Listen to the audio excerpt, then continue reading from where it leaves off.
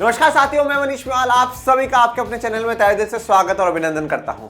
तो झारखंड बोर्ड के exams start होने वाले हैं और झारखंड बोर्ड में सबसे पहला जो एग्जाम है वो सामाजिक विज्ञान का है। तो इसलिए आप लोगों के लिए आज सामाजिक विज्ञान का मॉडल पेपर में लेकर के आया हूं। झारखंड शैक्षिक अनुसंधान एवं प्रशिक्षण परिषद रांची झारखंड सेकेंडरी एग्जाम 2023 सामाजिक विज्ञान का पेपर है और 1.5 घंटे का टाइम है 40 मार्क्स वाले के लिए, जो कि एमसीक्यू का है। पहले एमसीक्यू है 40, वो आपको करने होंगे और फिर 40 मार्क्स का सब्जेक्टिव का है, वो आपको करना होगा। सामान्य निर्देश को देख लेते हैं। कुल 40 प्रश्न है एमसीक्यू के, ठीक है, वो हमें सारे कवर करने हैं। सभी प्रश्नों का उत्तर देना अनिवार्य है। प्रत्येक प्रश्न के लिए 1 अंक निर्धारित, मतलब 40 एमसीक्यू है और 40 का 1-1 मार्क्स होकर के 40 मार्क्स हो जाएंगे। प्रत्येक प्रश्न के 4 विकल्प दिए गए हैं, सही विकल्प का चयन कीजिएगा, ठीक है। गलत उत्तर के लिए कोई अंक नहीं काटे जाएंगे, मतलब नेगेटिव मार्किंग भी नहीं है कि आपने गलत कर दिया तो आपके सही वालों में से नंबर काट लिए जाएंगे। और ओएमआर मिलती है, अगर आपको ओएमआर शीट मिलती है तो बच्चों ओएमआर शीट को भरने में बड़ी ही ध्यानपूर्वक काम करिएगा। देखिए ओएमआर शीट में क्या होगा, जैसे क्वेश्चन 1 है, 1 लिखा हुआ आएगा, फिर ऑप्शन ए, बी, सी और डी, फिर यहां गोला बना हुआ होगा, गोला गोला गोला। अब जैसे आपको मान लो कि फर्स्ट का ऑप्शन डी सही है तो डी को आपको पूरा अच्छे से फिल करना है, यू बाहर भी नहीं निकलना चाहिए, सही से पूरा फिल अच्छे से करो, ठीक है। अब आपको लगा रहा है यार इसका आंसर तो डी नहीं था, सी था, मैंने गलती से भर दिया, फिर आप सोचो मैं सी भी भर दूं, कोई मतलब नहीं है, वो गलत माना जाएगा। 2-2 भर दिए हैं तो वो गलती ही माना जाएगा, इसलिए बड़ी ही सावधानी पूर्वक आप इनको करें और क्वेश्चंस बहुत ही इजी पूछे जा रहे हैं। चलिए शुरू करते हैं आज के इस मॉडल पेपर को। पहला क्वेश्चन पूछता है, राष्ट्रवाद में एक निश्चित भौगोलिक क्षेत्र में रहने वाली जनता इनमें से किसके द्वारा जुड़ी होती है। तो राष्ट्रवाद में एक निश्चित भौगोलिक क्षेत्र में एक एरिया में रहने वाली जो जनता है वो किसके द्वारा जुड़ी हुई रहती है। समान संस्कृति के द्वारा, समान इतिहास के द्वारा, भाषा और लोक परंपरा के द्वारा, या इनमें से सभी। तो देखिए जुड़ने के तीनों ही कारण है, संस्कृति भी होनी चाहिए, समान इतिहास भी होना चाहिए, भाषा और लोक परंपरा भी होनी चाहिए। क्वेश्चन नंबर 2 बोलता है, जर्मनी के एकीकरण में प्रमुख भूमिका निभाने वाले बिस्मार्क कहां के चांसलर थे। तो बिस्मार्क कहां का चांसलर था, ऑस्ट्रिया का, बर्लिन का, प्रशा का, म्यूनिक का। तो सही आंसर है प्रशा का। प्रशा का चांसलर ओटो वन बिस्मार्क, जिसने जर्मनी के एकीकरण में एक बड़ी भूमिका निभाई है। क्वेश्चन नंबर 3, सरदार वल्लभ भाई पटेल ने किसान आंदोलन का नेतृत्व किया था। खेड़ा आंदोलन, बारदोली आंदोलन, चंपारण आंदोलन, व्यक्तिगत सत्याग्रह आंदोलन। तो सही आंसर है बारदोली आंदोलन। बारदोली आंदोलन का नेतृत्व सरदार वल्लभ भाई पटेल जी ने किया था। Question number 4, Simon commission Bharat क्यों आया। भारत में संवैधानिक व्यवस्था की कार्यशैली का अध्ययन करने, नई शिक्षा नीति लागू करने, लगान से संबंधित कानून बनाने या व्यापार से संबंधित कानून बनाने। तो साइमन कमीशन कब भारत आया है, भारत में संवैधानिक व्यवस्था की कार्यशैली का अध्ययन करने के लिए साइमन कमीशन को भारत भेजा गया था। क्वेश्चन नंबर 5, प्राचीन काल में किस स्थल मार्ग से एशिया और यूरोप का व्यापार होता था। सूती मार्ग से, रेशम मार्ग से, उत्तरापथ से या दक्षिणापथ से। तो प्राचीन काल में आप सभी ने अच्छे से पढ़ा है, एशिया और यूरोप के बीच में जो व्यापार होता था वो किससे होता था, रेशम मार्ग से होता था। ये कहां से शुरू होता था, चीन से शुरू होता है, पूरे दुनिया में फैलता था। क्वेश्चन नंबर 6, गाड़ियों के उत्पादन के लिए असेंबली लाइन का प्रयोग अमेरिका में सबसे पहले किसने किया। तो असेंबली लाइन, कन्वेयर बेल्ट वाला जो तरीका है वो किसने अपनाया, एडसन ने, फिलिप्स ने, रूजवेल्ट ने या हेनरी फोर्ड ने। तो हमने फोर्ड मोटर्स के जो मालिक है हेनरी फोर्ड, उन्होंने सबसे पहले ये तरीका अपनाया। Question number 7, dawn of the century नामक चित्र में किसका महिमा मंडन है। राष्ट्रवाद का, प्रजातंत्र का, औद्योगिकरण का, संगीत का। तो dawn of the century, dawn of the century, नई सदी के उदय का जो महिमा मंडन करा गया है किसका है, वो औद्योगिकरण का है, इंडस्ट्रियलाइजेशन का है, जिसमें आपने देखा होगा एक परी को दर्शाया गया है, परी एक पहिए के ऊपर चल रही है और उसके आसपास में अलग अलग चीजें उसको दिखाई गई है, जो दिखाता है कि आने वाला समय जो है 21वीं शताब्दी जो है वो कैसी होगी, बिल्कुल एक नई ही होगी, एक इंडस्ट्रियलाइज्ड होगी। Question number 8, spinning jenny machine ने किस प्रक्रिया में वृद्धि की, कताई में, बुनाई में, छपाई में, रंगाई में। तो सही आंसर होगा कताई में। स्पिनिंग जेनी मशीन किस लिए है, कताई के लिए है। भारत में पहली प्रिंटिंग प्रेस किनके द्वारा लाया गया, फ्रांसीसियों द्वारा, पुर्तगालियों द्वारा, डचों द्वारा या अंग्रेजों द्वारा। तो पहली प्रिंटिंग प्रेस किसके द्वारा, पुर्तगालियों के द्वारा लाई गई है। क्वेश्चन नंबर 10, गेली क्या है, धातुई फ्रेम, चर्म पत्र, ताम्रपत्र या पांडुलिपि। तो गेली क्या है, गेली धातुई फ्रेम है बच्चों, ये गेली का है। ये सब आपको बॉक्सों में दिए हुए हैं, जो बॉक्स में इंपॉर्टेंट वर्ड समझाते हैं ना उनमें है। तो अगर कोई बच्चा डिटेल में पढ़ना चाहता है तो किताब खोल करके उसमें से पढ़ लीजिएगा। क्वेश्चन नंबर 11, यदि सरकार के विभिन्न अंगों विधायिका, कार्यपालिका और न्यायपालिका के बीच सत्ता का बंटवारा रहता है तो उसे सत्ता का देश वितरण कहा जाता है। क्षैतिज, ऊर्ध्वाधर या दबाव समूह या सामुदायिक। विधायिका, कार्यपालिका और न्यायपालिका के बीच में हो तो उसे क्षैतिज वितरण कहा जाता है। और जब केंद्र सरकार, राज्य सरकार की बात होती है तो उसमें ऑप्शन बी हमारा सही होता। क्वेश्चन नंबर 12, भारतीय संघ में इस समय 25 राज्य और 6 संघीय क्षेत्र हैं, 28 राज्य और 8 संघीय क्षेत्र हैं, 26 राज्य और 7 संघीय क्षेत्र हैं, 28 राज्य और 6 संघीय क्षेत्र हैं। देखिए संघीय क्षेत्रों का मतलब यहां पर केंद्र शासित प्रदेश है बच्चों। क्या है? केंद्र शासित प्रदेश।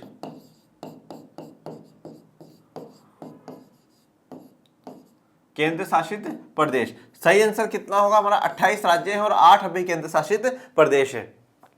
क्वेश्चन नंबर 13, मेक्सिको ओलंपिक की कहानी किस आंदोलन से संबंधित है? अश्वेत शक्ति आंदोलन, नारीवादी आंदोलन, नागरिक अधिकार आंदोलन या नस्ल भेद आंदोलन? देखिए बच्चों, अश्वेत शक्ति, नारीवादी आंदोलन तो है नहीं, वो ये तो हमें क्लियर है। नागरिक अधिकार आंदोलन या नस्ल भेद आंदोलन, इसमें सही आंसर हम लोग मानते हैं नागरिक अधिकार आंदोलन। उसको सिविल राइट मूवमेंट ही कहा गया था बेटा, सिविल राइट मूवमेंट कहा गया था। क्वेश्चन नंबर 14, संविधान के किस अनुच्छेद द्वारा अस्पृश्यता को समाप्त कर दिया गया है? अनुच्छेद 16 के द्वारा, अनुच्छेद 15 के द्वारा, अनुच्छेद 18 के द्वारा, अनुच्छेद 17 के द्वारा? सही है, अनुच्छेद 17 के द्वारा अस्पृश्यता को समाप्त करने के आदेश दिए गए हैं। ओके, ये बाकी जैसे चारों के चारों ही जो आर्टिकल है वो समानता का अधिकार के अंतर्गत है। समानता का अधिकार, राइट टू इक्वलिटी जो है हमारे संविधान का मौलिक अधिकार है, उसके अंतर्गत ही है। ये आप कक्षा 11 में अगर पॉलिटी लेंगे, आर्ट्स लेंगे तो उसमें आपको पढ़ने का अवसर मिलेगा। क्वेश्चन नंबर 15, बामसेफ निम्न में से किसका संगठन है? किसानों का, सरकारी कर्मचारियों का, उद्योगपतियों का या मजदूरों का? सरकारी कर्मचारियों का। जो पिछड़ी जाति के और अल्पसंख्यक समुदाय के जितने भी सरकारी कर्मचारी हैं उनको सामाजिक शोषण से या भेदभाव से बचाने के लिए संगठन काम करता है। क्वेश्चन नंबर 16, भारत में राजनीतिक दलों को मान्यता कौन देता है? राष्ट्रपति जी, संसद, उच्चतम न्यायालय या चुनाव आयोग? तो भारत में राजनीतिक दलों को मान्यता देने का काम करता है चुनाव आयोग, election commission of India. Question number 17, लोकतांत्रिक सरकार होती है उत्तरदायी सरकार, जिम्मेदार सरकार, वैध सरकार या उपरोक्त सभी? तो लोकतांत्रिक सरकार उत्तरदायी भी होती है, जिम्मेदार भी होती है और वैध भी होती है, इसलिए ऑप्शन डी हमारा करेक्ट होगा। क्वेश्चन नंबर 18, लोगों को राजनीतिक सुधार करने में और सशक्त बनाने वाला कौन सा अधिनियम श्रेष्ठतम है? तो देखो, लोगों को सुधार करने के लिए, लोग खुद सुधार कर सके ऐसा कौन सा अधिनियम है? सूचना का अधिकार, स्वतंत्रता का अधिकार, शिक्षा का अधिकार, समानता का अधिकार? ये सभी तो क्या है? संवैधानिक अधिकार है, मतलब संविधान में दिए गए हैं। संविधान के साथ हमारे ये मौलिक अधिकार भी है, संवैधानिक अधिकार भी है और हमारे मौलिक अधिकार भी है, फंडामेंटल राइट्स हमारे, ठीक है। और ये सूचना का अधिकार, इसका ऑप्शन सही होगा। निम्न में से किस राजनीतिक संस्था में महिलाओं के लिए सीटें आरक्षित हैं? लोकसभा में, विधानसभा में, पंचायती राज में, उपरोक्त सभी में? लोकसभा और विधानसभा में चर्चा चल रही है, महिलाओं की डिमांड है, परंतु अब भी आरक्षित कहां पर है? पंचायती राज में है और शहरी स्थानीय शासन व्यवस्था में भी है। क्वेश्चन नंबर 20, नर्मदा बचाओ आंदोलन का नेतृत्व किसने किया था? वृंदा क्रांत ने, मेधा पाटेकर ने, सोनिया गांधी ने या मायावती ने? सही आंसर होगा मेधा पाटकर ने। तो 20 क्वेश्चन हमारे हो गए हैं, 20 में से उम्मीद करता हूं कि सारे ही सही होंगे, बिल्कुल इजी से पूछ रहा है। क्वेश्चन नंबर 21, समाप्यता के आधार पर संसाधन कितने प्रकार के होते हैं? 2, 3, 4 या इनमें से कोई नहीं? तो समाप्यता के आधार पर कितने होते हैं? 2 होते हैं, नवीकरण और अनवीकरण योग्य। किस राज्य में काली मृदा मुख्य रूप से नहीं पाई जाती है? महाराष्ट्र में, गुजरात में, मध्य प्रदेश में या राजस्थान में? तो कौन से राज्य में मुख्य रूप से काली मृदा नहीं पाई जाएगी? महाराष्ट्र में पाई जाएगी, गुजरात में भी, मध्य प्रदेश में, और पर राजस्थान में मरुस्थलीय मृदा पाई जाती है। भारत में जैव विविधता को कम करने वाले कारक कौन है? वन्य जीव के आवास का विनाश, बिल्कुल सही बात है। वन्य जीव को मारना या शिकार करना, बिल्कुल सही बात है। पर्यावरणीय प्रदूषण एवं दावानल, दावानल मतलब जला देना उन एरिया को, तो सही है, तीनों ही सही है। तो उपरोक्त सभी हमारे सही होंगे। भारत में जैव विविधता को कम करने के लिए तीनों ही उत्तरदायी है। क्वेश्चन नंबर 24, बहुउद्देश्य परियोजनाओं का कौन सा लाभ है? बाढ़ पर नियंत्रण, सिंचाई की सुविधा, जल विद्युत उत्पादन या उपरोक्त सभी? बिल्कुल सही है। बाढ़ पर भी कंट्रोल करते हैं, सिंचाई की सुविधा भी हो जाती है और जल विद्युत का भी हम उत्पादन कर सकते हैं, इसलिए डी हमारा सही होगा। क्वेश्चन नंबर 25, चाय, कॉफी, रबड़, गन्ना, केला आदि किस तरह की फसलें हैं? दलहन की फसलें जो दाल वाली हो? नहीं। तिलहन की फसलें जो तेल वाली हो? नहीं। रोपण फसलें या मोटे अनाज? तो सही आंसर होगी रोपण फसलें, जो एक साथ बड़े एरिया में उगाई जाती है और व्यवसायिक उद्देश्य उससे पूरा किया जाता है। भारत में धान की खेती मुख्य रूप से किस फसल ऋतु में की जाती है? जो धान की खेती है वो कब होती है? खरीफ में, रबी में, जायद में, या रबी और जायद में? तो भारत में जो धान की खेती है वो कब होती है बच्चों? ठीक है, तो सही आंसर इसका होगा रबी में। निम्नांकित कोयले की खानों में से कौन झारखंड राज्य में है? तलचर, बोकारो, सिंगरेनी, रानीगंज। तो बोकारो झारखंड में है। क्वेश्चन नंबर 28, निम्नांकित में कौन एक आधारभूत उद्योग है? चीनी उद्योग, लौह इस्पात उद्योग, सूती वस्त्र उद्योग या उर्वरक उद्योग? तो कौन सा एक आधारभूत उद्योग है? तो सही आंसर होगा लौह और इस्पात उद्योग। ये आधारभूत उद्योग है क्योंकि सभी दूसरी इंडस्ट्रीज के लिए यह आवश्यक है। क्वेश्चन नंबर 29, कारखानों द्वारा निष्कासित 1 लीटर अपशिष्ट से लगभग कितना गुना जल दूषित होता है? 3 गुना, 5 गुना, 8 गुना या 10 गुना? तो कितना होता है बच्चों? 8 गुना। ठीक है, ये हमने पढ़ा है ज्योग्राफी के चैप्टर नंबर 6 में। कितना? 8 गुना।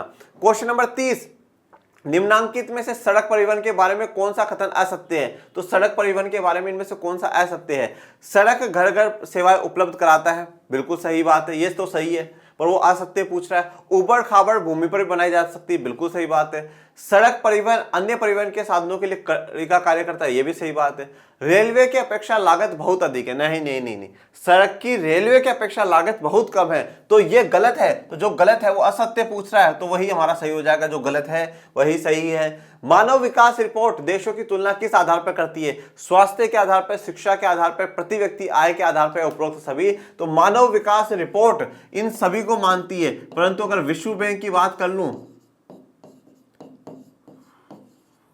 अगर मैं विश्व बैंक की बात करता तो प्रति व्यक्ति आय सही होती। इनमें से कौन भावी पीढ़ी के कल्याण को परिभाषित करता है? आर्थिक विकास, समृद्धि, धान्य विकास या जीवन की गुणवत्ता? भावी पीढ़ी के कल्याण को, जो आने वाली पीढ़ी है उनके कल्याण की बात हो रही है, तो वो धान्य विकास। अगर धान्य विकास होगा तभी तो उनका विकास होगा। सलमा एक सरकारी अस्पताल में नर्स का कार्य करती है। सलमा किस क्षेत्र की गतिविधि में है? प्राथमिक में, द्वितीयक में, संगठित में, असंगठित में? तो सही आंसर होगा संगठित में। क्वेश्चन नंबर 34, सेवा क्षेत्र में इनमें से किस तरह की गतिविधियां शामिल है? कृषि, डेयरी, मछली पालन और वानिकी? आपको बिल्कुल ध्यान रखनी होगी। चीनी, गुड़, ईंट बनाना, परिवहन, संचार, बैंकिंग या इनमें से कोई नहीं? तो देखिए क्या पूछ रहा है सेवा क्षेत्र में, तो सेवा क्षेत्र में कृषि तो नहीं भाई, प्राथमिक में आ गया तो पहले ही गलत। चीनी, गुड़, ईंट बनाना या द्वितीयक में आ गया, ये गलत। तो फिर सही हो जाएगा हमारा परिवहन, संचार और बैंकिंग। क्वेश्चन नंबर 35, निम्न में से कौन वस्तु विनिमय का उदाहरण है? वस्तु विनिमय का उदाहरण है, 1 गाय के बदले 5 बकरी का सौदा, 1 गाय को 10,000 में बेचना, 10,000 में, तो ये तो क्या हो गया, मुद्रा आ गई। बैंक से गाय प्राप्त करना, तो बैंक में पैसों का ही काम होता है। गाय का दूध बेचना, तो गाय का दूध बेचा गया, तो वो भी किसी न किसी पैसों में बेचा गया होगा। तो 1 गाय के बदले 5 बकरी, ये वस्तु विनिमय। वस्तु के बदले वस्तु का आदान प्रदान होना, यही वस्तु विनिमय कहलाता है। व्यापारिक बैंक के क्या कार्य हैं? शाख का निर्माण करना, ऋण देना, जमा स्वीकार करना या इनमें से सभी? तो ये सारे काम व्यापारिक बैंकों के। व्यापारिक बैंक का है, व्यवसायिक बैंक का है या वाणिज्य के बैंक का है? तीनों का अर्थ एक ही होता है, पर केंद्रीय बैंक अलग होता है। केंद्रीय बैंक हमारा कौन है? भारतीय रिजर्व बैंक है, जिसकी स्थापना कब हुई? 1 अप्रैल 1935 को हुई। कब हुई? 1 अप्रैल 1935 को। क्वेश्चन नंबर 37, बहुराष्ट्रीय कंपनियों का देशों में उत्पादन पर नियंत्रण होता है, केवल एक से अधिक या किसी भी देश में नहीं? तो बहुराष्ट्रीय कंपनियों का 1 से अधिक में उत्पादन पर नियंत्रण होता है। क्वेश्चन नंबर 38, फोर्ड मोटर किस देश की कंपनी है? तो अब भी हम लोगों ने जाना, हेनरी फोर्ड कहां के हैं? भारत के नहीं, जापान के नहीं, अमेरिका के? बिल्कुल हाँ, तो अमेरिका सही होगा। क्वेश्चन नंबर 39, हॉलमार्क किस प्रकार की वस्तुओं की गुणवत्ता का प्रमाणक चिन्ह होता है? खाद्य तेल, हेलमेट, आभूषण और कपड़ा? तो हॉलमार्क किसके लिए है? आभूषण के लिए है। राष्ट्रीय उपभोक्ता दिवस किस तिथि को मनाया जाता है? 15 अगस्त, 24 दिसंबर, 26 जनवरी या 5 जून? तो सही आंसर होगा 24 दिसंबर बच्चों। इसी दिन कोपरा एक्ट पारित हुआ था। क्या हुआ था? कोपरा एक्ट पारित हुआ था 1986 में, इसलिए। और अगर अंतर्राष्ट्रीय उपभोक्ता दिवस वो पूछ लेता तो 15 मार्च बेटा। कब? 15 मार्च। ओके, तो यहां पर आपके 40 क्वेश्चंस कंप्लीट होते हैं। अब हम लोग जो सब्जेक्टिव वाला है उसकी बात कर लेते हैं। उसके लिए आपको 1.5 घंटा मिला, अब इसके लिए भी आपको 1.5 घंटा मिलेगा। वो भी 40 मार्क्स का था, ये भी 40 मार्क्स का है। परीक्षार्थी यथासंभव अपने शब्दों में उत्तर दे, तो अपने शब्दों में उत्तर देने के लिए कहा है, बिल्कुल बिंदास होकर के आप आंसर्स लिखें, पर अपने शब्दों में उत्तर देने का अर्थ ये नहीं है कि आप कुछ भी लिख दें। चैप्टर में जो पढ़ा है, जहां तक पॉसिबिलिटी हो सके चैप्टर की बुक की लैंग्वेज को लिखे और बड़े ही सिस्टमेटिक तरीके से लिखे। आंसर्स आपका पॉइंट में आंसर्स हो, ठीक है, आप हेडिंग्स को अच्छे से थोड़ा सा ब्लैक पेन से इनसे लिख दे। जो इंपॉर्टेंट वर्ड अगर आपको कोई लग रहे हैं, अगर आपको कोई भी ऐसा इंपॉर्टेंट वर्ड लगता है तो उस इंपॉर्टेंट वर्ड को आपको अंडरलाइन कर देना है, जिससे कि आपकी कॉपी बेहतरीन लगे। ओके, ये सारे काम कर लें। कुल प्रश्नों की संख्या 19 है। प्रश्न 1 से 7 तक अति लघुत्तरीय प्रश्न है। इनमें से किन्हीं 5 प्रश्नों के उत्तर अधिकतम एक वाक्य में दीजिए। प्रत्येक प्रश्न का मान 2 अंक निर्धारित है। देखो, अब 1 से 7 तक के जो है ना, ये सारे 2-2 मार्क्स के हैं। इनमें से आपको सिर्फ 5 करने, 7 में से कोई भी 5 करने, तो ये 10 मार्क्स आपको यहां मिल जाएंगे। फिर 8 से 14, अब ये जो वाला क्वेश्चन है, 7 तक के जो क्वेश्चन, उनको एक एक वाक्य में आपको आंसर देना है, एक एक लाइन में, एक एक शब्द में ही आंसर देना है। 8 से 14 वाले जो हैं, ये 3-3 मार्क्स के हैं। इनमें से भी आपको कोई 5 करने हैं, तो 3 से 5 15, तो कितने हो गए 25। फिर उसके बाद है प्रश्न 15 से 19 तक के जो हैं, इनमें से किन्हीं 3 प्रश्नों का उत्तर देना है और 5-5 के हैं, तो 3 का देना है और 5 है। ठीक है, तो ये 15 30 और 10 40। शुरुआत के 2-2 मार्क्स के हैं, 5 करने हैं, फिर 3-3 मार्क्स के हैं, फिर 5 करने हैं, और फिर 5-5 मार्क्स के हैं जो आपको 3 करने हैं। ओके, तो अब हम लोग शुरू करते हैं इन क्वेश्चंस के आंसर से देखना। तो ये पहला क्वेश्चन है आप लोगों का, वियना सम्मेलन की मेजबानी किसने की थी? तो वियना सम्मेलन की मेजबानी किसने की थी? तो आप ये लिखेगा कि वियना सम्मेलन की मेजबानी ऑस्ट्रिया के चांसलर, ऑस्ट्रिया के चांसलर किसने की थी बच्चों? ड्यूक मेटरनिक ने। किसने की थी? ड्यूक मेटरनिक ने की थी।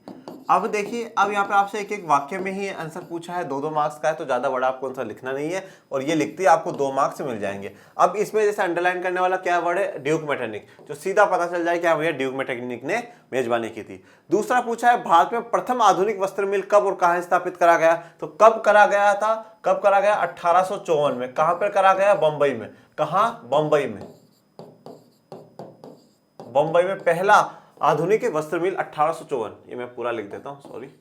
तो लिखिएगा कि भारत में प्रथम आधुनिक मिल 1854 में मुंबई में स्थापित करा गया था। क्वेश्चन नंबर 3, खरीफ फसल किसे कहते हैं? अब खरीफ फसल किसे कहते हैं ये तो आपको देखिए पूरा ही बताना पड़ेगा। खरीफ फसल कब बोई जाती है? मानसून के आगमन पर बोई जाती है। कटाई कब होती है? सितंबर से अक्टूबर के बीच में होती है। फसलें कौन कौन सी है? अगर आप ये लिखना चाहे, 1-2 उदाहरण आप इसमें लिख सकते हैं, जरूरी नहीं है सारा ही लिखिए। और उसके स्थान कौन कौन से हैं? ये स्थान देखिए, अब 2 मार्क्स का है, वैसे मेरा ऐसा मानना है अगर आप पूरा लिख देंगे तो बहुत ही अच्छी बात है। स्थान, चावल की खेती मुख्य रूप से असम, पश्चिम बंगाल, ओडिशा, आंध्र प्रदेश, तेलंगाना, तमिलनाडु, केरल, महाराष्ट्र, विशेषकर कोंकण तटीय क्षेत्र और उत्तर प्रदेश, बिहार में की जाती है। पिछले वर्षों में चावल पंजाब, हरियाणा में बोई जाने वाली महत्वपूर्ण फसल बन गई है। असम, पश्चिम बंगाल और ओडिशा में धान, 3 फसलें ओस, अमन, बोरो बोई जाती है। ये वाला अगर पॉइंट लिखना चाहते हैं तो लिख दीजिएगा, नहीं चाहिए आप ये तो काट सकते हैं, पर यहां तक का तो एटलीस्ट आप लिख दीजिएगा, ज्यादा बेहतर होगा। और ये भी नहीं लिखना चाहते तो यहां तक का तो आपका लिखना ही लिखना होगा, तभी आपको 2 मार्क्स मिलेंगे। क्योंकि खरीफ फसल क्या होती है तो वो आपको पता होगा कि इस समय बोई जाती है, इस समय काटी जाती है, और ये फसलें, यहां तक भी लिख देंगे तो इनफ रहेगा। लोकतंत्र की कोई 2 चुनौतियां लिखिए। देखिए, लोकतंत्र की चुनौतियों वाले जो हमने चैप्टर पढ़ा उसमें 3 चुनौतियां हैं। लोकतांत्रिक शासन व्यवस्था स्थापित करना, लोकतांत्रिक व्यवस्थाओं का विस्तार और लोकतंत्र को मजबूत करना। ये 3 चुनौतियां, इनमें से कोई 2 भी लिख सकते हैं। इसके अलावा भी कभी कभार देखिए, लोकतंत्र के लिए जो चुनौतियों में देखा जाता है वो आप लिख सकते हैं। जातिवाद हो गया, सांप्रदायिकता हो गई, गरीबी हो गई, ठीक है ना, आर्थिक असमानता हो गई, ये सब भी क्या है? चुनौतियां हैं, तो वो भी लिख सकते हैं आप, ऐसा कोई इशू नहीं है। या तो वही लिख दीजिएगा आप, ज्यादा बेहतर रहेगा। फिर है समवर्ती सूची के अंतर्गत कौन से विषय आते हैं? तो समवर्ती सूची में देखिए, समवर्ती सूची में कौन कौन से विषय हैं? शिक्षा, वन, मजदूर, संघ, विवाह, गोद लेना और उत्तराधिकार जैसे विषय हैं। क्यों केंद्र के साथ राज्य सरकार की साझी दिलचस्पी होती है? अधिकार क्षेत्र किसका है? इन विषयों पर कानून बनाने का अधिकार राज्य सरकारों और केंद्र सरकार दोनों का ही है। तो इस वाले में भी आप चाहें तो, उसने पूछा है कि कौन कौन से विषय आते हैं, तो ये लिख दीजिएगा। और ये वाला पॉइंट कि अधिकार क्षेत्र किसके पास है? दोनों के पास है, परंतु अगर दोनों में कोई टकराव होता है तो केंद्र सरकार द्वारा बनाया गया कानून हमारे लिए मान्य होगा। ठीक है, क्यों आप हटा सकते हैं, पर ये वाले पॉइंट आपको लिखने पड़ेंगे। 2 मार्क्स का है। 7 क्वेश्चन दिए गए हैं जिसमें से आपको 5 करने हैं। तो जहां पर भी आपको डाउट लगे कि भाई ये मुझे नहीं आता है या हल्का फुल्का आता है, तो आप उस क्वेश्चन को छोड़ दीजिएगा। जैसे मुझे लगता है काफी बच्चों को खरीफ वाले में काफी प्रॉब्लम रही होगी, खरीफ का कौन याद करेगा, फसल, आप ये छोड़ सकते हैं। लोकतंत्र की चुनौतियों में कंफ्यूज हो वो भी आप छोड़ दीजिए, फिर बाकी जो 5 है वो कर लीजिएगा। मुद्रा को विनिमय का माध्यम क्यों कहा जाता है? विनिमय का माध्यम वस्तु या सेवा को बेचकर मुद्रा की प्राप्ति की जाती है तथा मुद्रा से अपनी जरूरत की अन्य वस्तुएं खरीदी जाती है। मुद्रा विधिग्रह होती है, लीगल टेंडर होती है, इसी कारण से स्वीकार करने में कोई कठिनाई नहीं उत्पन्न होती। मुद्रा विनिमय प्रक्रिया में मध्यस्थता का काम करती है। इसे इसलिए विनिमय का माध्यम कहा जाता है। अब 2 मार्क्स के क्वेश्चन में हमें इतना नहीं लिखना, तो आप सीधा सीधा सा ये वाला पॉइंट भी लिख सकते हैं, मुद्रा विनिमय प्रक्रिया में मध्यस्थता का काम करती है, इसलिए मुद्रा को विनिमय का माध्यम कहा जाता है। ये पॉइंट भी इनफ है, ठीक है। पर मैं हमेशा एक ही बात कहता हूं कि सोशल में कभी भी हम टीचर को समझ नहीं सकते कि वो कितना चाहता है, कि हम कितना आंसर दें। कभी कभार टीचर्स इसलिए मार्क्स काट लेते हैं कि भाई आपने बहुत ज़्यादा लिख दिया, कभी कभार इसलिए नंबर काट लेते हैं बहुत कम लिखा, तो थोड़ा बहुत एवरेज ये वाला पॉइंट लिख दें। इनमें से कोई एक को लिखना चाहे तो लिख दीजिएगा, पर ये वाला पॉइंट आप जरूर लिखें क्योंकि 2 मार्क्स का क्वेश्चन है। पर बोर्ड ने इंस्ट्रक्शन दिया कि एक वाक्य में होना चाहिए, तो ये इतना काफ़ी होगा। विदेशी निवेश से क्या तात्पर्य है? देखो मैं आपको यहां समझा रहा हूं, आप लिखना चाहे तो बहुत अच्छी बात है। निवेश परिसंपत्तियों जैसे भूमि, भवन, मशीन और अन्य उपकरणों की खरीद में व्यय की गई मुद्रा को निवेश कहते हैं। तो निवेश बता दिया। विदेशी निवेश क्या? बहुराष्ट्रीय कंपनियों द्वारा किए गए निवेश को विदेशी निवेश कहते हैं। तो ये क्या है? ये है मेन कि बहुराष्ट्रीय कंपनियों के द्वारा जो निवेश करा गया है उसको हम विदेशी निवेश कहेंगे। आप निवेश समझाना चाहते हैं तो आप ये ऊपर लिख दीजिएगा निवेश क्या होता है, फिर विदेशी निवेश समझाए तो ज्यादा बेहतर है। कोई भी निवेश इस आशा से किया जाता है कि ये परिसंपत्ति लाभ अर्जित करेगी। ये तो आप यहाँ पे एक्सप्लेनेशन देना चाहते हैं तो ठीक है, नहीं तो मत दीजिएगा। अब लघु उत्तरीय प्रश्न में आ जाते हैं कि 5 प्रश्नों का उत्तर दे। तो अब ये कितने मार्क्स के हैं? 3 मार्क्स के हैं, ठीक है।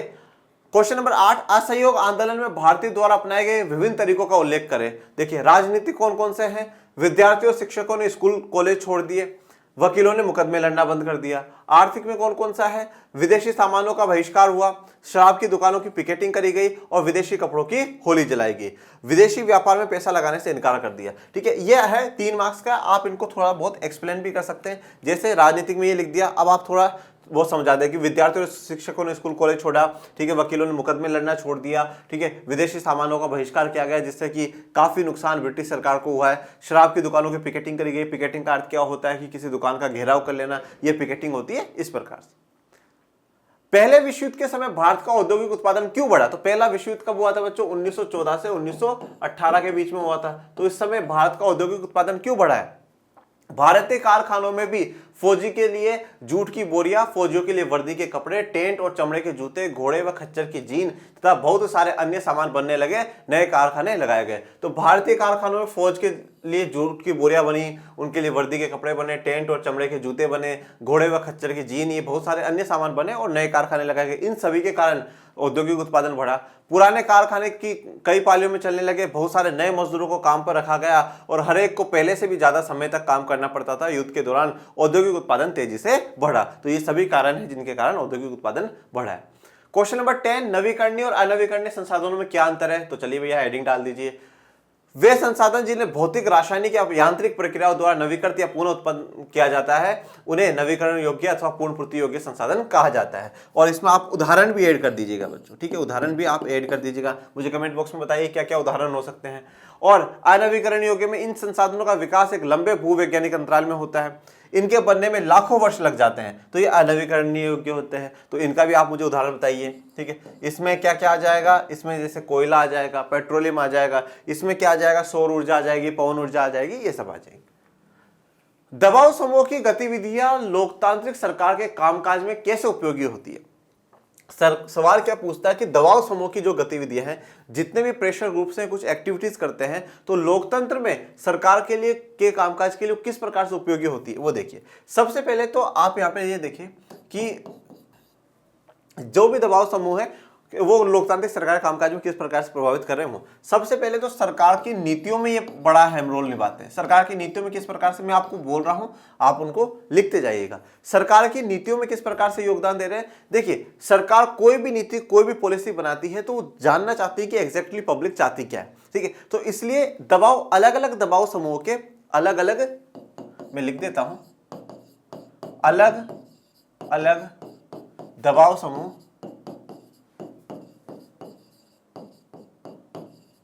के विचारों को जानकर सरकार नीति बनाने में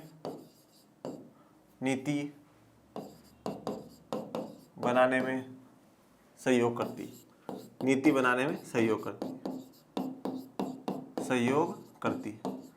एक तो ये। दूसरा, किसी एक पक्ष में किसी एक समूह के पक्ष में सरकार को काम नहीं करने देते हैं। किसी एक पक्ष में समूह सरकार को काम नहीं करने देते हैं। इसका अर्थ क्या हुआ सर? इसका अर्थ ये हुआ, जैसे मान लीजिए भाई दो समूह हैं, ए और बी। सरकार ए के लिए काम कर रही है तो बी वाले भी आंदोलन करेंगे, नहीं ये तो गलत है, सरकार ये योजना लेकर के आ रही है, गलत है, इन्हीं के लिए क्यों, ठीक है। कभी बी के लिए काम करे तो ये दोनों की इनकी जो चलता रहेगा आंदोलन, ये सब तो उससे सरकार को पता रहेगा कि क्या करना चाहिए क्या नहीं करना चाहिए। तो नीति बनाने में काम करती है, किसी एक समूह के पक्ष में सरकार को काम नहीं करने देती है, ठीक है। राजनीतिक दलों को प्रभावित करती हैं। अलग अलग जो दबाव समूह हैं वो राजनीतिक दलों से जुड़े हुए होते हैं, तो वो राजनीतिक दलों को प्रभावित करते हैं, उनकी योजनाओं को प्रभावित करते हैं, उनकी नीतियों को प्रभावित करते हैं और एक बड़े लेवल पे आंदोलन भी खड़ा करते हैं। और दबाव समूह हमारे देश में अलग अलग वर्ग के दबाव समूह हैं, जाति के आधार पर भी होते हैं, किसान भी होते हैं, जो व्यवसाय हैं वो भी होते हैं, ये सब कुछ ये आप यहाँ पर लिख दीजिएगा। श्रीलंका के समाज की जाति बनावट की व्याख्या करें, बड़ा ही आसान है। सिन्हाला 74%, तमिल 18%, जिसमें श्रीलंकन तमिल 13%, भारतीय तमिल 5% और ईसाई 7% है। अब इसमें आप 2-3 चीजें और लिखेंगे। सिन्हाला कौन थे? सिन्हाला कौन से धर्म को अपनाते थे? बौद्ध धर्म को बच्चों। कौन से धर्म को? बौद्ध धर्म को। और ये लोग कौन थे? बहुसंख्यक थे। कौन थे? बहुसंख्यक। और यहाँ पर जो तमिल है वो कौन कौन है? वो हिंदू भी है, वो मुस्लिम भी है, और ये लोग कौन है? ये अल्पसंख्यक है बच्चों। कौन है? अल्पसंख्यक है। ओके, ये लिख दीजिएगा, बस ज्यादा पूछा नहीं, जाति बनावट के बारे में पूछा है, इतना काफी है। ऋण की शर्तों का उल्लेख करें। ऋण की शर्तें कौन कौन सी है? ब्याज दर, समर्थक ऋणाधार, आवश्यक कागजात, भुगतान के तरीकों और समय अवधि। ये आप चाहे तो यूं भी फ्लो चार्ट बना करके भी लिख सकते हैं, ठीक है। अब इनको एक्सप्लेन कर देते हैं। ब्याज दर, हर ऋण समझौते में ब्याज दर निश्चित करी जाती है। तो ब्याज दर क्या होगी? निश्चित कर दी जाती है, भाई इतनी तो हम ब्याज पर दर लगाएंगे, जिसे कर्जदार महाजन को मूल रकम के साथ अदा करता है। तो जो कर्जदार होता है, जो जिसने कर्जा लिया है, वो महाजन को मतलब पैसे देने वाले को उसके साथ मूल रकम के साथ देता है। समर्थक ऋणाधार क्या है? समर्थक ऋणाधार एक ऐसी संपत्ति जिसका मालिक तो कर्जदार है, जैसे कि भूमि हो गई, इमारत हो गई, गाड़ी, पशु, बैंकों में पूंजी, और इसका इस्तेमाल वह उधारदाता को गारंटी देने के रूप में करता है जब तक कि ऋण का भुगतान नहीं हो जाता। तो गारंटी दे रहा है कि भैया अगर मैं आपको ऋण नहीं चुका पाऊं, मैं आपके पैसे आपको नहीं लौटा पाता हूं, तो अगर ये जो मैंने आपके पास रखा है, ये जो भी गाड़ी हो चाहे जमीन हो, उसको आप बेच करके अपने पैसों की भरपाई कर लीजिएगा। यदि कर्जदार उधार वापस नहीं कर पाता है तो उधारदाता को भुगतान प्राप्ति के लिए संपत्ति या समर्थक ऋणाधार बेचने का अधिकार होता है। चलिए अब बात करते हैं विश्व व्यापार, क्वेश्चन नंबर 14, विश्व व्यापार संगठन के किन्हीं 3 उद्देश्यों को लिखें। तो क्या है 3 उद्देश्य? पहला, सबसे पहला है कि मुक्त व्यापार करना, मुक्त व्यापार करना, अंतरराष्ट्रीय व्यापार को मुक्त बनाना, ठीक है, अंतरराष्ट्रीय व्यापार को उदार बनाना, ये भी लिख सकते हैं आप, अंतरराष्ट्रीय व्यापार को उदार बनाना, अंतरराष्ट्रीय व्यापार को उदार बनाना, ठीक है। दूसरा, अवरोधक हटवाना, अवरोधक कम करना, व्यापार अवरोधक, व्यापार अवरोधक को कम करना, ठीक है। तो इसमें आप ये पॉइंट में आगे ऐसा लिख सकते हैं कि विश्व व्यापार संगठन जो व्यापार अवरोधक होते हैं, व्यापार अवरोधक ब्रैकेट में लिख दीजिएगा, आयात शुल्क और कोटा को अन्य देश सभी देशों से कम करवाना चाहता है, उन्हें बिल्कुल ही हटाना चाहता है, जिससे कि जो व्यापार है वो उदार बन सके। तीसरा, देशों के बीच व्यापारिक और आर्थिक सहयोग बढ़ाना, ठीक है। देशों के बीच में आर्थिक और जो व्यापारिक है वो सहयोग बढ़ जाए, ठीक है, मतलब उनका व्यापार भी खूब अच्छे से चले, उनके जो आर्थिक टर्म्स है वो भी अच्छे। क्वेश्चन नंबर 15, अब यहाँ पे बड़े हैं, दीर्घ उत्तरीय प्रश्न के 3 प्रश्नों का उत्तर दिए हैं, तो 5 मार्क्स मिल जाएंगे आपको। 18वीं सदी के यूरोप में कुछ लोगों को ऐसा क्यों लगता था कि मुद्रण संस्कृति निरंकुशवाद का अंत और ज्ञानोदय का होगा? 18वीं सदी के मध्य तक यह आम विश्वास बन चुका था कि किताबों के जरिए प्रगति और ज्ञानोदय होता है। छपाई के चलते ज्ञानोदय के चिंतकों के विचारों का प्रसार हुआ, उनके लेखन के कुल मिलाकर परंपरा, अंधविश्वास और निरंकुशवाद की आलोचना पेश करी। उन्होंने रीति रिवाजों की जगह विवेक के शासन पर बल दिया और मांग की कि हर चीज को तर्क और विवेक की कसौटी पर ही कसा जाए। वोल्टेयर और रूसो के लेखन का व्यापक पाठक वर्ग था और उनके पाठक एक नए आलोचनात्मक, सवालिया और तार्किक नजरिए से दुनिया को देखने लगे थे। तो ये कारण थे जिसके कारण लोगों का मानना था कि निरंकुशवाद हट जाएगा और ज्ञानोदय होगा, सबको ज्ञान मिलेगा। लुई सेबेस्टियन मर्सी ने घोषणा की, छापाखाना प्रगति का सबसे ताकतवर औजार है, इससे बन रही जनमत की आंधी में निरंकुशवाद उड़ जाएगा। मेन मुख्य मुद्दा हमारा क्या है? निरंकुशवाद का अंत। तो बार बार में देखो हर पॉइंट में निरंकुशवाद की बात करी, निरंकुशवाद की आलोचना करी है, ठीक है, आलोचनात्मक सवालिया है और निरंकुशवाद उड़ जाएगा। छापे खान की भूमिका के बारे में आश्वस्त मर्सी ने कहा, ए निरंकुशवादी शासकों, अब तुम्हारे कांपने का वक्त आ गया है, आभासी लेखक की कलम के जोर के आगे तुम ही लुटोगे। ऐसी बातें आप लिख सकते हैं, ठीक है। आप मार्टिन लूथर ने जो कहा कि मुद्रण ईश्वर की सबसे बड़ी देन है, ये भी आप लिख सकते हैं। से मतलब आंसर को बल मिलता है और भी अच्छा लगता है वो आंसर। फिर है, लोकतंत्र किन परिस्थितियों में सामाजिक विविधता को संभालता है और उनके बीच सामंजस्य बैठाता है? लोकतंत्र सामाजिक अंतर विभाजन और टकराव को संभालना निश्चित रूप से लोकतांत्रिक व्यवस्था का एक बड़ा गुण है। ये बात आप मानते हो कि सामाजिक अंतर विभाजन और टकराव को संभालना लोकतांत्रिक व्यवस्थाओं का सबसे बड़ा गुण है। लोकतांत्रिक व्यवस्था को स्वयं भी दो शर्तों को पूरा करना होता है। लोकतंत्र का सीधे सीधे अर्थ बहुमत की राय का शासन करना नहीं है कि जो बहुमत चाहे वैसा हो जाए, ठीक है ना, नहीं, ऐसा नहीं है। बहुमत को सदा ही अल्पमत का ध्यान रखना होता है, उसके साथ काम करने की जरूरत होती है। तो बहुमत को अल्पमत के साथ भी काम करना जरूरी है, ठीक है। जिनके कम है, जो लोग कम है, उनकी भी बात सुनना जरूरी है, तभी सरकार जन सामान्य की इच्छा का प्रतिनिधित्व कर पाती है। बहुमत और अल्पमत की राय कोई स्थायी चीज नहीं होती है, तभी सरकार जन सामान्य की जो इच्छा है उनका प्रतिनिधित्व कर पाती है। और कोई बहुमत या अल्पमत मतलब जरूरी नहीं है कि किसी चीज को जो आज लोग सपोर्ट कर रहे हैं आगे भी सपोर्ट करेंगे, तो वो सब मुद्दा अल्पमत में हो जाएगा, कम फेवर हो जाएगा।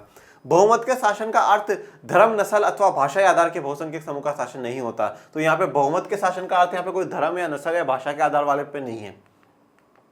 बहुमत के शासन का मतलब होता है कि हर फैसले या चुनाव में अलग अलग लोग और समूह बहुमत का निर्माण कर सकते हैं या बहुमत में हो सकते हैं। तो जैसे मान लीजिए कि ये एक मुद्दा है, इस पर अभी बहुमत हो, पर हो सकता है कि अगले चुनाव तक आते आते ये मुद्दा अल्पमत पर बन जाए, तो इसी मुद्दे पर अगर वापस कोई चुनाव लड़े तो हो सकता है वो हार जाए। लोकतंत्र तभी तक लोकतंत्र रहता है जब तक प्रत्येक नागरिक को किसी न किसी अवसर पर बहुमत का हिस्सा बनने का मौका मिले। मतलब इसका कहने का अर्थ यहाँ पर यह है कि ऐसा हर मुद्दा होना चाहिए कि जिसपे सबको बहुमत बनने का अवसर मिले। अगर किसी को जन्म के आधार पर बहुसंख्यक समुदाय का हिस्सा बनने से रोका जाता है, तब लोकतांत्रिक शासन उस व्यक्ति या समूह के लिए समावेशी नहीं रह जाता। मतलब किसी को जन्म के आधार पर रोक दिया जाए कि भाई आप बहुमत का बन ही नहीं सकते, मतलब आप फैसले ले ही नहीं सकते हैं, फैसले के पक्ष विपक्ष में जा ही नहीं सकते हैं, तो फिर वो उसके लिए लोकतंत्र सही नहीं है। फिर है क्वेश्चन नंबर 17, एक अर्थव्यवस्था में मुद्रा की भूमिका की विवेचना कीजिए। देखिए, मुद्रा की भूमिका, रोल ऑफ मनी वो पूछ रहा है, रोल ऑफ मनी। अब रोल ऑफ मनी में आप क्या लिखेंगे? इसमें सबसे पहले तो ये लिखेगा कि आधुनिक दौर में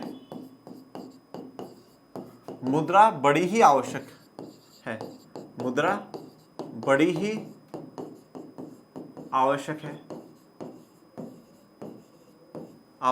है एवं इसके निम्नवत कारणों के कारण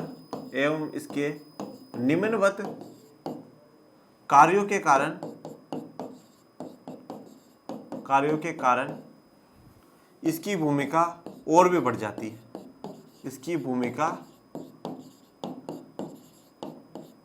और भी बढ़ जाती है। अब इसमें जितने भी आपके कार्य हैं मुद्रा के वो लिख सकते हैं। तो मुद्रा के क्या कार्य हैं? सबसे पहला कार्य क्या है? वस्तु विनिमय का माध्यम,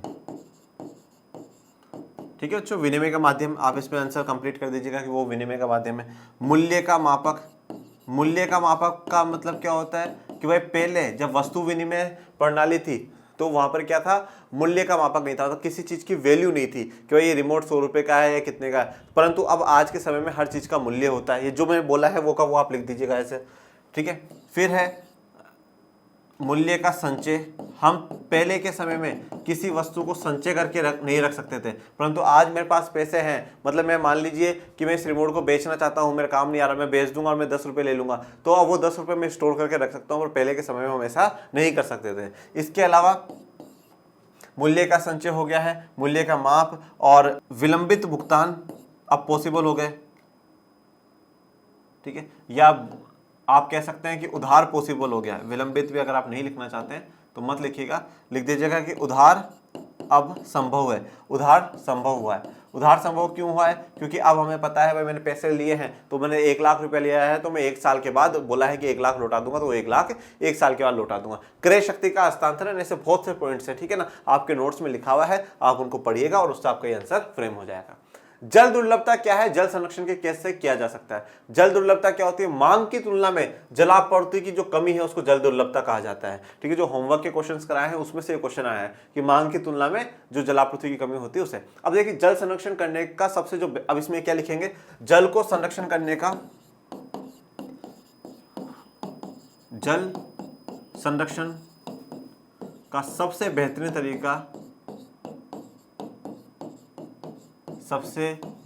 तरीका वर्षा जल संग्रहण है, वर्षा जल संग्रहण है।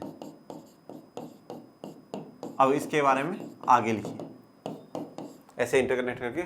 वर्षा जल संग्रहण एक तकनीक है जिसके द्वारा जल का पूर्ण भरण बढ़ाया जा सकता है। ये बेकार पड़े कुएं के माध्यम से या कृत्रिम पूर्ण भरण द्वारा किया जा सकता है। देखो अब अलग अलग जगहों पे अलग अलग तरीके से किया जाता है। पहाड़ी और पर्वतीय क्षेत्रों में लोगों ने गुल अथवा कुल जैसी वाहिकाएं नदी की धारा का रास्ता बदलकर खेतों में सिंचाई के लिए बनाई है। राजस्थान में छत वर्षा जल संग्रहण का तरीका आम बात है। पश्चिम बंगाल में बाढ़ के मैदान में लोग अपने खेतों की सिंचाई के लिए बाढ़ जल वाहिकाएं बनाते हैं। शुष्क तथा अशुष्क क्षेत्रों में गड्ढे बनाए जाते हैं, ठीक है। राजस्थान के जैसलमेर में खादिन और बाकी क्षेत्रों में जोहड़ कहा जाता है। अब लास्ट क्वेश्चन है मानचित्र का, वो भी देख लेते हैं अपन लोग। खनिज उत्पादन क्षेत्र और पतन के नाम बताने हैं, और आपको बड़ा ही मतलब सबसे जितने भी अभी तक मॉडल पेपर्स मैंने कराया है मैप का क्वेश्चन सबसे इजी पूछा गया है भाई। सबसे पहले ये वाला जो 1 है ये क्या है? ये अजमेर है बेटा, ठीक है, अजमेर, ठीक है। फिर दूसरे में ये पूछ रहा है तो ये झारखंड का एरिया, और यहाँ पर कौन सी जगह दे रखी है? हजारीबाग दे रखी है, तो ये हजारीबाग का हो जाएगा। तीसरे वाले में तो ये देखिए कुछ अलग से ही बना रखा है, तो ये लो अयशक का एरिया आ जाएगा। और ये 4th वाला विशाखापट्टनम है ना, हाँ विशाखापट्टनम है। और ये लास्ट वाला जो है वो है मंगलुरु बेटा, मंगलुरु। ओके, तो इसी के साथ आज आपका ये मॉडल पेपर पूरा कंप्लीट होता है। और मॉडल पेपर बड़ा ही इजी है, और मैं उम्मीद करता हूँ कि जो आपका मेन पेपर आए वो भी बड़ा ही इजी आए, और सोशल में आपके सभी बच्चों के 80 में से 80 पूरे में से पूरे मार्क्स आए। बड़े इजी पेपर है, घबराना नहीं है। काफ़ी चॉइस भी दी है आपको, 5-5 7-7 क्वेश्चन दे करके 5-5 पूछ रहे हैं, 5-5 कह करके 3-3 पूछे। लास्ट वाले में बड़े में सबसे अच्छा बात यह था, आप मैप करना चाहे तो करिए और नहीं करना चाहे तो वो भी मत करिए। ऐसे बिल्कुल आपको पूरी छूट बोर्ड ने दे रखी है। पूरे साल मेहनत करी, उस मेहनत का बिल्कुल फल आपको जरूर मिलेगा, और उम्मीद करता हूं आपके सभी पेपर अच्छे हों, पूरे में से पूरा आपके मार्क्स आए, आप झारखंड के बोर्ड टॉपर्स बने। और बच्चों पढ़ते रहिएगा जीवन में और आगे बढ़ते रहिएगा। और धन्यवाद इस सेशन में मेरे साथ देने के लिए। Thank you so much. जय हिंद, जय भारत।